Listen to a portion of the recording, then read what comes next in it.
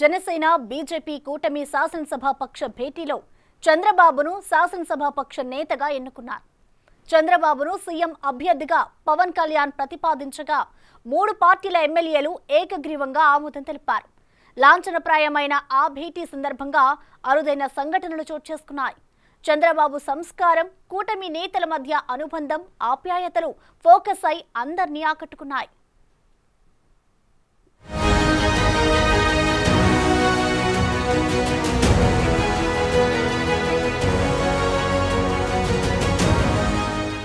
ఒకే వేదికపై టీడీపీ అధినేత చంద్రబాబు నాయుడు, జనసేన అధినేత పవన్ కళ్యాణ్, బీజేపీ అధ్యక్షురాలు పురంధేశ్వరి ఆసీనులయ్యారు. పక్కపక్కనే కూర్చుని ముచ్చటించుకున్నారు. చంద్రబాబును సీఎం అభ్యర్థిగా ప్రకటించే క్రమంలో ఏర్పాటైన 3 పార్టీల శాసనసభాపక్ష సమావేశంలో ఈ అరుదైన దృశ్యం ఎమ్మెల్యేలకు కనువిందు చేసింది.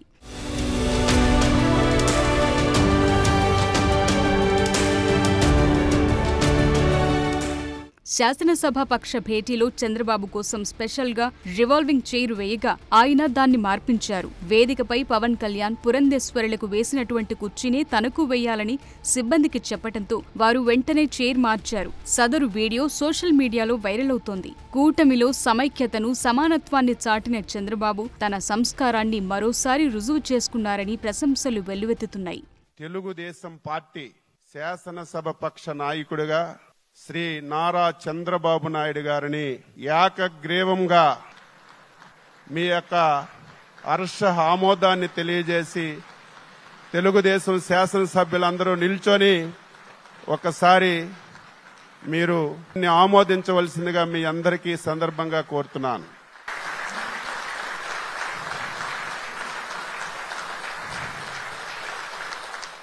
కూటమి శాసనసభాపక్ష నేతగా చంద్రబాబు పేరును ప్రతిపాదించిన అనంతరం పవన్ మాట్లాడారు. అద్భుతమైన విజయాన్ని అందించి కూటమి అంటే ఎలా ఉండాలో రాష్ట్ర ప్రజలు కలిసికట్టుగా చూపించారని ధన్యవాదాలు తెలిపారు. ప్రభుత్వ వ్యతిరేక ఓటు చీలనివ్వమని ఇప్పటం సభలో చెప్పాం. అదే మాటపై నిలబడ్డాం. ఒడిదుడుకులు ఎదుర్కొన్నాం, తగ్గాం. ప్రజల్లో నమ్మకాన్ని పెంచి అద్భుతమైన మెజార్టీతో ప్రభుత్వాన్ని స్థాపించబోతున్నామని సగర్వంగా ప్రకటించారు. అలయన్స్ అంటే ఎలా ఉండాలి అనేది మన ఆంధ్ర ప్రాంత ప్రజలు, మన ఆంధ్ర రాష్ట్ర ప్రజలు మనందరం కలిసి కట్టుగా చూపించాం.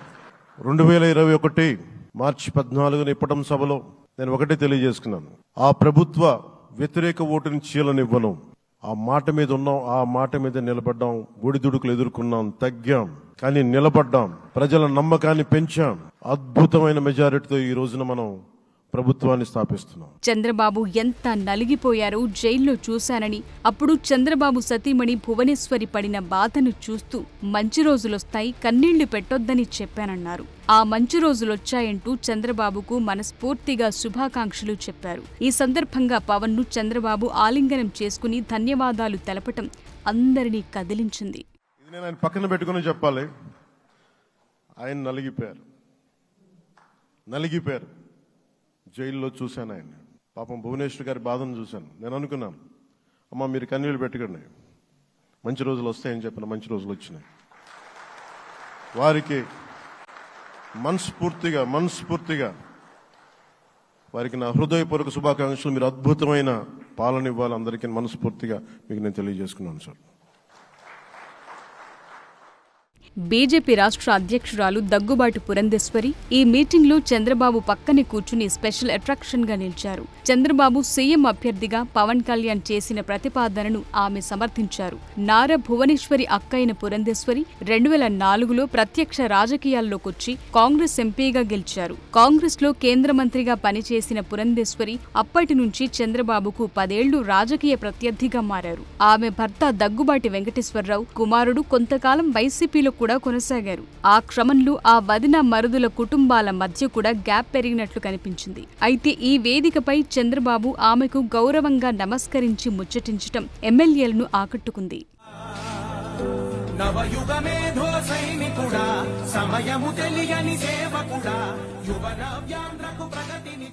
ఈ మీటింగ్లో చంద్రబాబు వైసీపీకి నవ్వుతూ చొరకలంటించారు. సీఎం పర్యటనల సందర్భంగా షాపులు బంద్ చేయటం, రోడ్లు మూసేయటం, పరదాలు కట్టుకోవటం వంటివి ఇక ఉండవని జగన్ పై పరోక్షంగా సెటైర్లు విసిరారు. సీఎం కూడా మామూలు మనిషిగానే వస్తానని, మిత్రుడు పవన్ తో పాటు మేమంతా సామాన్య వ్యక్తులుగానే ప్రజల దగ్గరకొస్తామని ప్రకటించారు. హోదా సేవ కోసమే తప్ప స్టేట్ ఫస్ట్ అనే నినాదంతో ముందుకెళ్తామని పేర్కొన్నారు.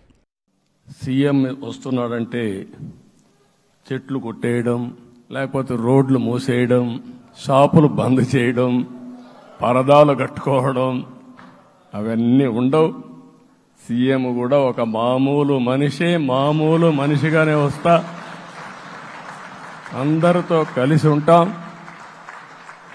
నేను సీఎంగా ఉన్నా మా మిత్రుడు పవన్ కళ్యాణ్ గారు ఏ హోదాలో ఉన్నది కూడా రేపు అనౌన్స్ చేసుకుంటాం. మేమందరం కూడా సామాన్యమైన వ్యక్తులుగానే వస్తాం మీ దగ్గరికి.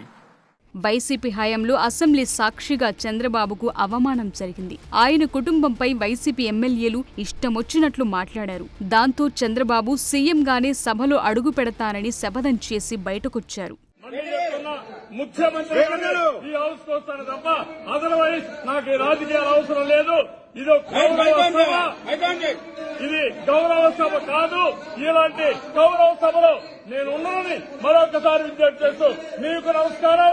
ప్రజలందరికీ విజ్ఞప్తి చేస్తున్నా, నా అవమానం మీరందరూ నిన్ను మనసుతో ఆశీర్వదించమని కోరుతూ అందరికీ నమస్కారం. ఆ ఉదంతాన్ని చంద్రబాబు గుర్తు చేశారు. గౌరవ సభ కాదు, కౌరవ సభ అని చెప్పి బయటకొచ్చానని, ప్రజాక్షేత్రంలో గెలిచి గౌరవ సభగా చేసి అడుగు పెడతానన్న తన శపథాన్ని ప్రజలు గౌరవించారని, గౌరవించిన ప్రజలను నిలబెడతానన్నారు. ఆ శపథాన్ని ప్రజలు గౌరవించారు. గౌరవించిన ప్రజల్ని నిలబెట్టే బాధ్యత మనందరిపైన ఉంది. సభను కూడా ఎన్నోసార్లు పవన్ కళ్యాణ్ గారు చెప్పారు, భవిష్యత్తులో ఆంధ్రప్రదేశ్ శాసనసభని ఒక గౌరవ సభగా చేసి ప్రజా సమస్యల్ని చర్చిస్తామని చాలా స్పష్టంగా చెప్పారు. శాసనసభాపక్ష నాయకుడిగా నేను హామీ ఇస్తున్నా, మళ్లీ ఈ సభను గౌరవ సభగా, ఈరోజు మన పరిపాలన ప్రజా ప్రభుత్వంగా మనం ముందుకు పోవాల్సిన అవసరం ఉంది. ముందుకు పోతామని చెప్పి కూడా నేను మీకు తెలియజేస్తున్నా. జగన్ పాలనలో ఏపీ ప్రజలు రాజధాని ఏదో చెప్పుకోలేని పరిస్థితికొచ్చారు. 3 రాజధానుల స్లోగన్ ఎత్తుకున్న జగన్ ప్రజావేదిక కూల్చివేతతో తన పాలన మొదలుపెట్టారు. దాన్ని గురించి ప్రస్తావించిన చంద్రబాబు అమరావతి రాజధానిని విస్పష్టంగా ప్రకటించి 100 రోజులుగా ఉద్యమబాట పట్టిన అమరావతి రైతులకు ఊరటనిచ్చారు. ఎమ్మెల్యేలంతా చప్పట్లతో ఆ నిర్ణయాన్ని స్వాగతించారు. కక్షపూరిత రాజకీయాలు కాకుండా కన్స్ట్రక్టివ్ పాలిటిక్స్ కి మనం ముందుకు పోవాల్సిన అవసరం ఉంది. 3 రాజధానులంటూ రాష్ట్ర భవిష్యత్తు ఆటలాడే పరిస్థితి ఉండదు. మన రాజధాని అమరావతి రాజధాని, విశాఖపట్నం ఆర్థిక రాజధానిగా, ఒక ప్రత్యేకమైన సిటీగా, ఆధునికమైన నగరంగా తయారు చేసుకుందాం. విజయవాడలో ఆ సమావేశానికి వచ్చిన చంద్రబాబు నాయుడిని చూసేందుకు ప్రజలు పెద్ద ఎత్తున రోడ్ల మీదకొచ్చారు. పార్టీ కార్యకర్తలు, అభిమానులు దారి పొడవునా స్వాగతం పలికారు. ఏ కన్వెన్షన్లో కూటమి సమావేశం అనంతరం ఉండవల్లి ప్రయాణమైన చంద్రబాబును చూసేందుకు మదనపల్లికి చెందిన ఓ మహిళ కాన్వాయ్ వెంట పరుగులు పెట్టింది. ఆ మహిళను కారులోంచి చూసిన చంద్రబాబు వెంటనే కాన్వాయ్ నాపి ఆ మహిళను దగ్గరకు పిలిచి మాట్లాడారు. ఆమెను ఆప్యాయంగా పలకరించి ఆమెతో ఫోటో దిగారు. ఆమె బాగోగులు చూడాలని పార్టీ నేతలకు చంద్రబాబు నాయుడు సూచించారు. మొత్తం మీద ఈసారి చంద్రబాబు మార్క్ పరిపాలన ఎలా ఉండబోతోందన్న దానిపై ఇవాల్టి మీటింగ్ సందర్భంగా చోటు చేసుకున్న పరిణామాలతో ఒకంత క్లారిటీ వచ్చిందన్న అభిప్రాయం వ్యక్తమవుతోంది.